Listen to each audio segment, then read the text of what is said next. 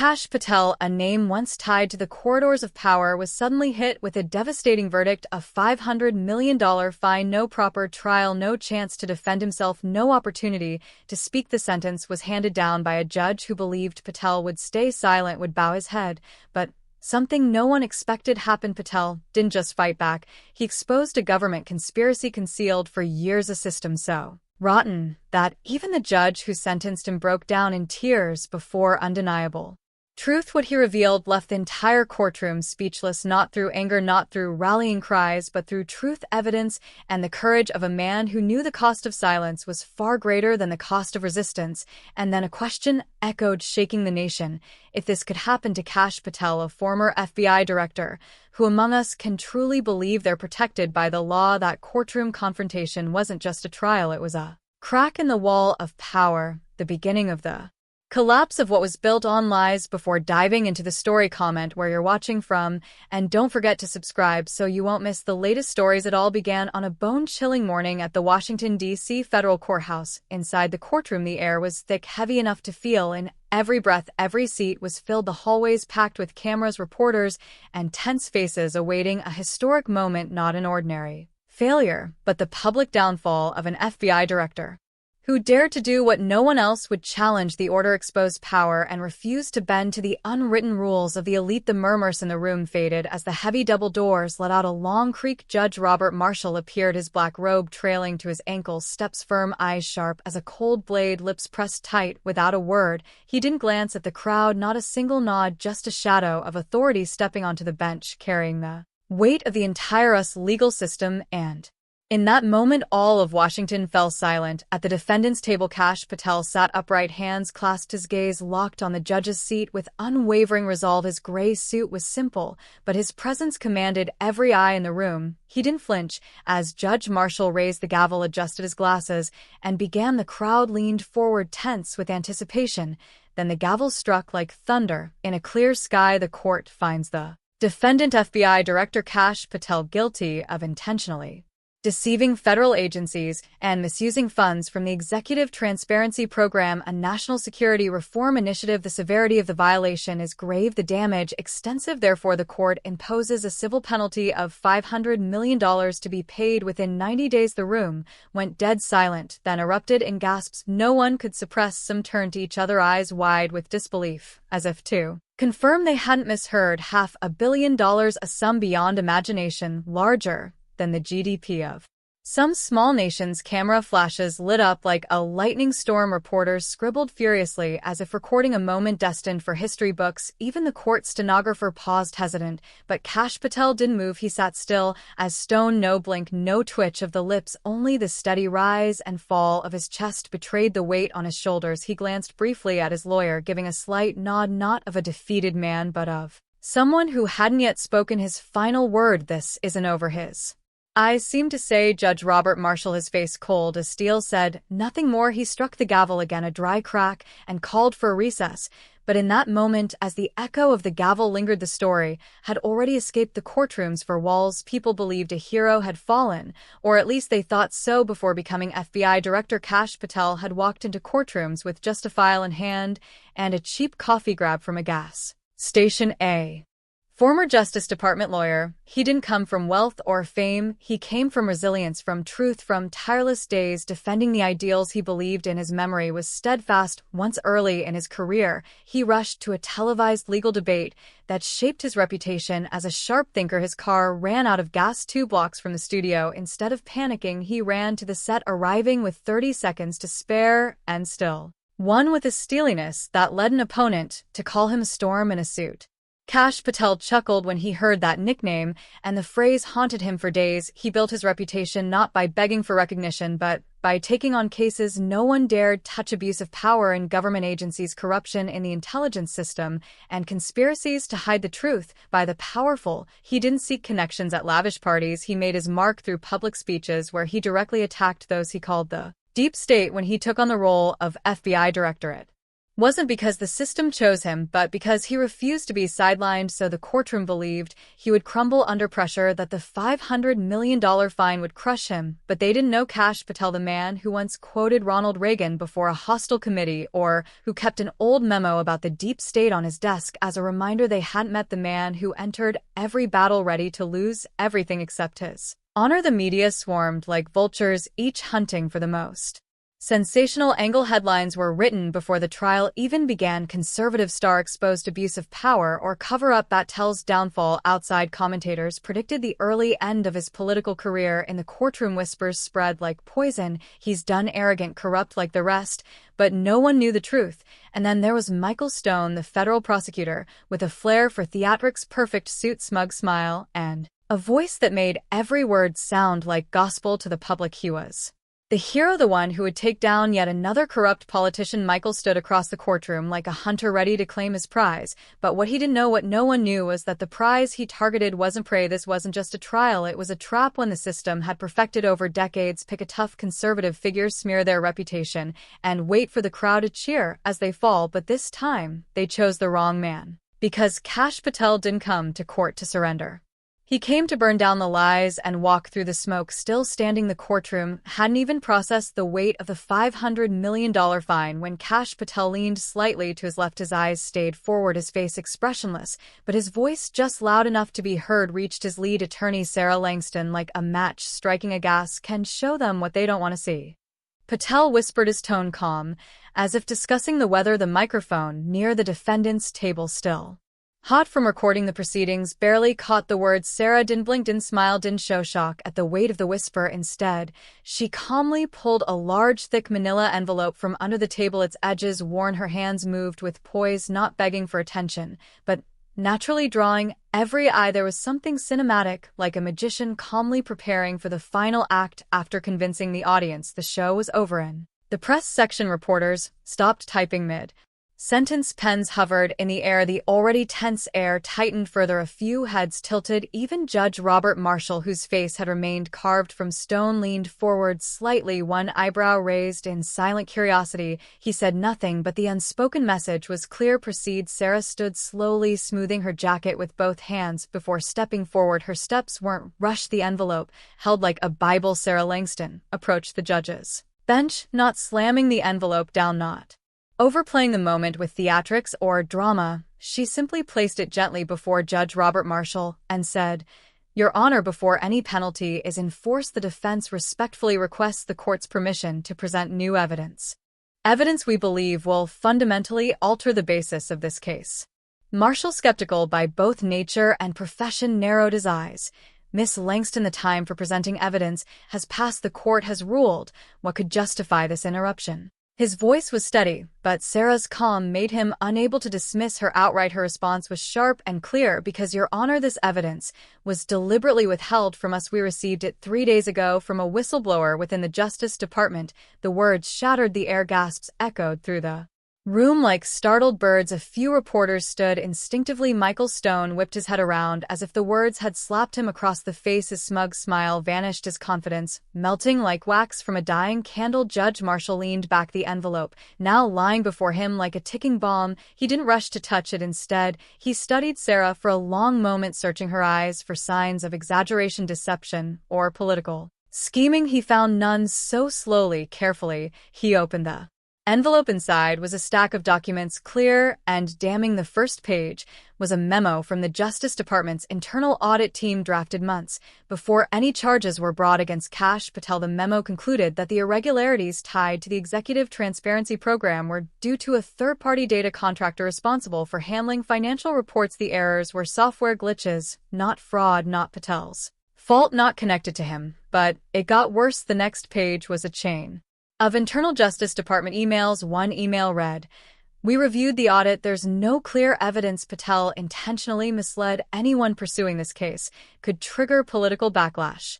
Another suggested delaying the release of the findings. Optics are paramount. The entire courtroom seemed to freeze. Even the court clerks, trained to be invisible, stood motionless behind their desks. The silence was deafening, the kind that only comes when everyone realizes they're witnessing a historic moment. Judge Marshall's hands gripped the documents tightly, his lips pressed into a thin line. He flipped one page, then another, reading faster, his composure unraveling with each second. These weren't allegations, these were authenticated, signed, dated exchanges, undeniable. The truth had been hidden behind the Justice Department's closed doors. While Kash Patel's reputation was thrown to the wolves, Sarah Langston stepped back, letting the documents speak for themselves. Her job wasn't to embellish, it was to expose. Across the aisle, Michael Stone looked like he might disintegrate. His colleagues stared blankly ahead, eyes vacant. Their case wasn't just collapsing, it was evaporating. The betrayal wasn't just legal, it was moral. Patel had been painted as a fraud, a power abuser, a liar. But now it was clear he'd been framed by a machine that cared nothing for truth, only control. Kash Patel didn't move. He didn't need to. For the first time that morning, he wasn't the one on trial. The system was in the dock, and for the first time in decades, Judge Robert Marshall looked like a man struggling not to drown. From his own bench, he sat motionless, but his eyes betrayed him. Behind the high chair, beneath the black robe, in the distance of a judge, he skimmed the final pages of the whistleblower's documents, each one like a nail in the prosecution's coffin. His fingers, which had handled the nation's most sensitive rulings without trembling, now clutched the edges of the documents tightly. His jaw clenched once, then again. A slight shake of his head betrayed him as he turned the final page. It wasn't just professional embarrassment etched on his furrowed brow, it was moral disgust. This wasn't a mistake, it was a betrayal of every value the courtroom stood for. The Justice Department hadn't just withheld evidence, they had deliberately proceeded with lies, calculating public optics while targeting an FBI director who was already a thorn in the side of the powerful Judge Robert Marshall's breath hitched, a small but devastating sign that the man known for granite-like calm had just cracked. He slowly closed the documents and looked out at the courtroom, no longer an aloof judge, but a man confronting a system that had betrayed his trust. The room waited in silence. Kash Patel sat still, his gaze unwavering. This was no longer just about him, it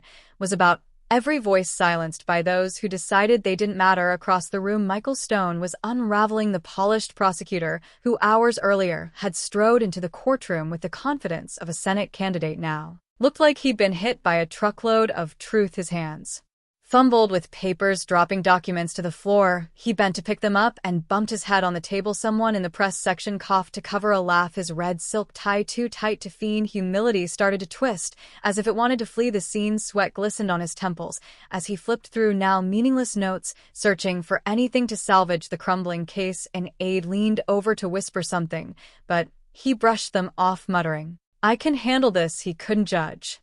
Marshall cleared his throat, the sound carried with finality. "Mr. Stone," he said, his voice low, laced with anger, but too refined to become theatrical. "Do you have anything to add before I proceed?" Michael opened his mouth, then closed it. His voice, his greatest weapon, had abandoned him in that moment.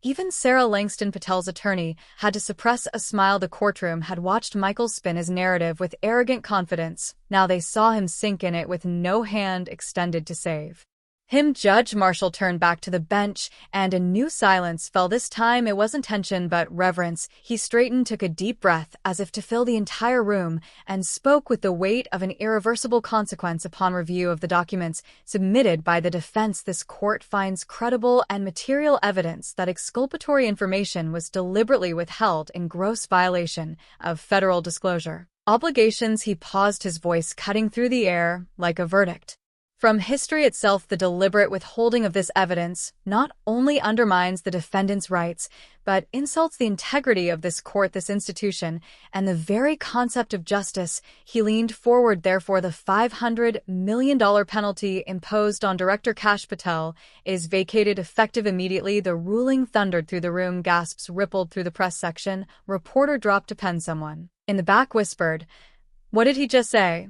"Yes, he said that." The courtroom transformed from a place of accusation to a stage for truth. For the first time, Kash Patel allowed himself to close his eyes, not in relief, not in triumph, but in solemn acknowledgement that the truth had pierced the veil of lies. But this wasn't the end, it was a turning point. Judge Robert Marshall adjusted his glasses, his gaze sharper. "This trial is not over," he continued, his voice low but razor-edged, "because what we've witnessed today doesn't just raise questions about conduct in this case, but about the very system that allowed it to happen."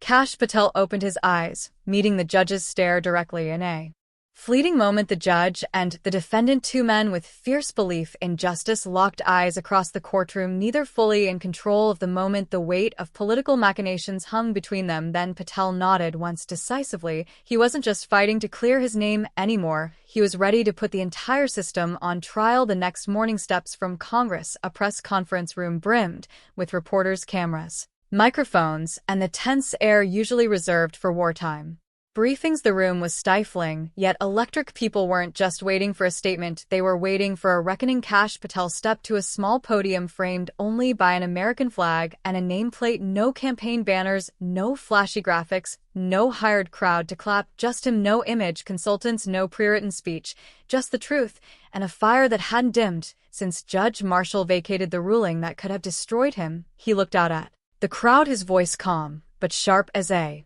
blade. "I know what you came here to hear," he said. "You want me to be angry, to gloat about victory, to say I was right." A few laughs broke out, more from tension than humor, but Patel didn't smile. He leaned toward the microphone. "I'm not here for revenge, I'm here for reform." The room fell utterly silent. "I stand here not as a victim," he said, pausing to let the words sink in, "nor just a survivor. I stand here as proof, living proof, that our justice system, unchecked, can be manipulated not by mistake, but by political motive." His gaze swept the room. "But what we saw yesterday doesn't have to end with me. It can start something bigger." He cleared his throat, took a deep breath, and laid out a proposal that shook Washington. No theatrics, no flowery language, just bold, necessary change. First, he began. Mandatory transparency, laws, no more buried evidence, no more "we forgot to turn it over." If it's exculpatory, it gets disclosed immediately. Heads nodded, cameras zoomed closer. Second, real protections for whistleblowers. No one should have to choose between conscience and career. The unnamed Justice Department whistleblower's name hung in the air, unspoken but honored. Third, a bipartisan judicial review board. No more hiding behind party lines. If prosecutors distort the truth, if judges ignore the truth, if an agency abuses power, there will be accountability, and it will be public. His voice never rose above conversational, but the emotional force behind each word was undeniable. This wasn't performance, it was personal. This wasn't about fixing his image, it was about preventing future victims, those without cameras in their courtrooms, whose stories never get noticed. For a few seconds, no one moved, then the silence shattered. One person clapped, then another. The applause spread like thunder, slow at first, then swelling until the entire room was on its feet. Reporters, staff, even political aides who came to spin the story. But no spin was needed. The truth had spoken, and it moved everyone. As the room quieted, Patel stepped to the microphone one last time. His eyes gleamed not with tears, but with resolute purpose. "Justice," he said softly, "shouldn't depend on how loud your voice is, or how deep your pockets are." He let the words settle. "It should depend on the truth, period." The statement rang out like the final gavel of a courtroom, not just a quote, but a call to arms. In that moment, Kash Patel didn't just reclaim his reputation, he redefined what it meant to stand alone while representing millions. The fallout from the courtroom reversal hit Washington faster than anyone could have anticipated. Within 72 hours, several senior Justice Department officials were suspended immediately. The media descended like wolves. Headlines exploded with once unthinkable phrases: Justice Department slammed for hiding evidence, political motives confirmed in Patel case, whistleblower rocks government. But the strangest moment came from a leaked internal Zoom clip that spread across social media overnight. In it, a senior Justice Department attorney, thinking the call had ended, blurted out while sipping coffee, "We had to go after him. If we don't push this narrative, Patel will be too strong by the midterms." A nervous off-screen voice asked, "Wait, are we still recording?" 5 seconds of deadly silence passed before the screen went black. The clip racked up over 18 million views on social media in 2 days. The laughter online wasn't joyous, it was bitter, cynical. A nation accustomed to cover-ups now watched one unravel in plain sight, and this time it wasn't swept away. The House Oversight Committee announced formal hearings. The Inspector General launched a criminal investigation, and for the first time in ages, people began to believe that even the seemingly untouchable could fall. Judge Robert Marshall, long known for his stoicism and refusal to speak publicly outside the bench, found silence insufficient. This time, in an unusual move, he accepted an invitation to speak at a legal conference at George Washington University, an event planned before the Patel case. What began as a dry quenda on constitutional law turned into a moment of national reflection. In a room packed with law students and political scholars, Judge Marshall stood behind the podium, for once without his robe. "The law," he said slowly, is not a shield for the powerful, not a sword for the connected. It must protect the people, not imprison them." The crowd murmured. Then the moment no one expected came. As he recalled the instant, he realized the Justice Department had buried the truth. His voice trembled. He paused, looked down, gently removed his glasses. "I've issued rulings I've stood by for decades," he said. "But this time I had to stand with the truth, not just judge it." His hand shook slightly as he wiped away a tear. In that fragile, unscripted moment, he reclaimed something greater than authority, integrity. The next morning, his words appeared in dozens of law journals. Classrooms across the country began using the Patel case as a case study in judicial ethics. Judge Marshall, once controversial and enigmatic, became an unexpected face of judicial accountability. At FBI headquarters, Kash Patel didn't hold victory rallies. He didn't call more press conferences or go on TV. Instead, he did something bolder. He went back to work. No motorcade, no security detail, just Patel and his team visiting law enforcement offices, meeting with FBI agents, and attending conservative community events at a small veteran support center where politicians only show up during campaigns. He sat quietly on a folding chair, listening to an elderly woman share her fight for her son's medical benefits, a veteran abandoned by the system. Her voice broke as she spoke of the injustices her family endured. When Kash Patel stood to thank her for sharing, she grasped his hand through tears, whispering, "I stopped believing in the government long ago, but after what you did, I believe in you." That statement weighed heavier than any courtroom ruling. The tell ever stoic swallowed hard and gave a slight nod. In that moment, it was clear the courtroom battle was just the opening act. His true legacy wasn't built in FBI boardrooms or under camera lights, but here among those who'd lost faith. If this could happen to him, a former FBI director with a legal team, media attention, and a national platform, what chance did the voiceless have? That question haunted Washington for weeks, but for Kash Patel it became the fuel for his next mission. The battle began with a courtroom gavel, but this chapter closed with a penstroke in the Capitol. After Patel's exoneration, Congress passed the Executive Transparency Act with overwhelming bipartisan support modeled directly on his reform proposals. From that unforgettable press conference, the law mandated full transparency in federal investigations, established an independent oversight board, and imposed severe consequences for withholding exculpatory evidence. For the first time in decades, a legislative reform born from scandal didn't bury the truth, it honored it. While pundits debated the political fallout on talk shows, Patel didn't pause to bask in the spotlight. He didn't want to be a magazine cover icon. He went back to work, not just in FBI offices, but in the places that shaped him: community centers,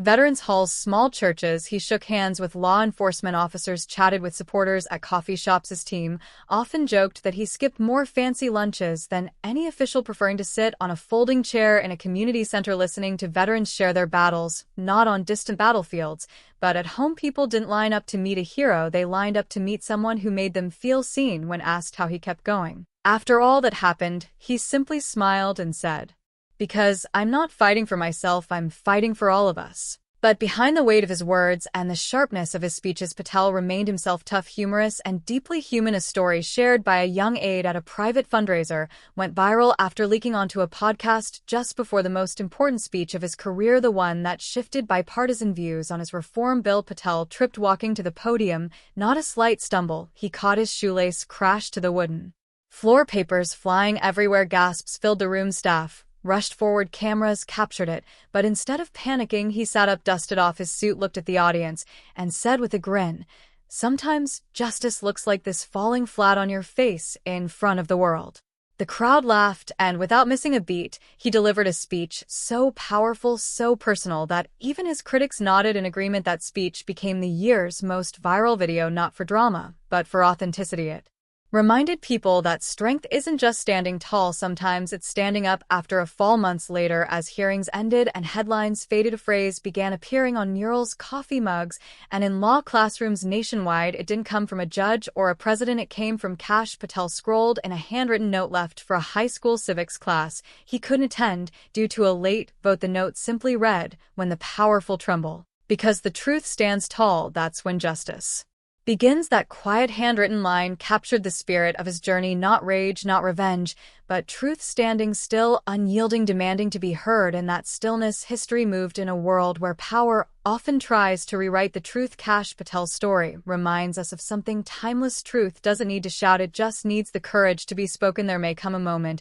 in everyone's life, quiet or loud, when they face injustice, betrayal, or pressure to stay silent. In those moments, it's easy to turn away, to believe integrity costs too much, or one voice can't change anything. But Patel's journey teaches us that silence in the face of wrong is complicity. Single voice rooted in truth can bring an empire of lies to its knees. He didn't fight with anger, he fought with resolve, with documents, and with the power of unrelenting honesty. And so the lesson is this: no matter how daunting the machinery of power seems, never underestimate the strength of standing firm, quietly, resolutely, and honestly. Because when one person refuses to bow to injustice, they light a path for millions to follow. After the courtroom victory, Patel didn't rest on his laurels. He continued his mission, not just as FBI director, but in meetings with law enforcement, veterans, and conservative communities across the country. He didn't seek applause, he sought change. His gatherings weren't glitzy events, but candid conversations about restoring trust in institutions, about defending the America First ideals he always championed. Once, in a small town, a former FBI agent approached him, sharing how he was pushed out of the agency for refusing to bend to political pressure. The man, voice trembling, said, "I thought truth was dead in this system, but you gave me hope." Patel, usually sharp and stoic, responded with a nod and a promise. "We'll fix it." Patel's story spread beyond Washington. Law schools began dissecting his case as a lesson in judicial accountability and the power of truth against authority. Community groups held discussions inspired by his actions to demand government transparency. On social media, the hashtag #TruthStandsTall trended, paired with quotes from his press conference speech. But Patel didn't let himself get swept up in the spotlight. He returned to work, to regional FBI offices, to small towns where he listened to stories of injustice ordinary people faced. He didn't want to be an icon, but a catalyst for a larger movement, one demanding that agencies like the FBI and Justice Department serve the people, not power. The story isn't just about one man winning a case. It's about an individual with courage and truth challenging a system and inspiring change. As Patel continued his work from Washington boardrooms to small town halls, he carried a simple message: truth always has power if we're brave enough to speak it. And in that courage, justice isn't just a concept, it becomes reality. Kash Patel's story, set against the polarized politics of the United States in 2025, reflects real tensions in American society today, especially the loss of trust in institutions and the battle between ideologies. Through Patel's journey from being wrongfully accused with a $500 million fine to exposing a Justice Department conspiracy with whistleblower evidence to ultimately driving the Executive Transparency Act, the story portrays the power of truth and resolve against political pressure. Details like the leaked Zoom clip where an official admitted political motives, or Patel's handwritten note stating, "When the powerful tremble because the truth stands tall, that's when justice begins,"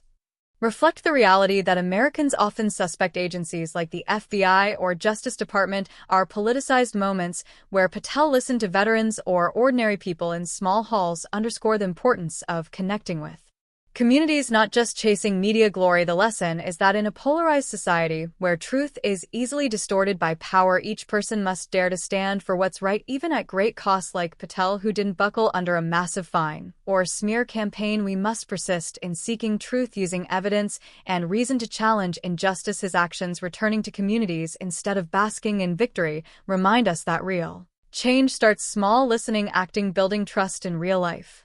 America amid political disputes and misinformation. Take inspiration from Patel. Speak truth with courage, connect with those around you, and keep fighting for a system that serves justice, not power. Subscribe to follow inspiring stories of truth and justice like Kash Patel's journey, and let's spread the power of courage together. Thank you for joining us, and see you in the next video with more stories that move the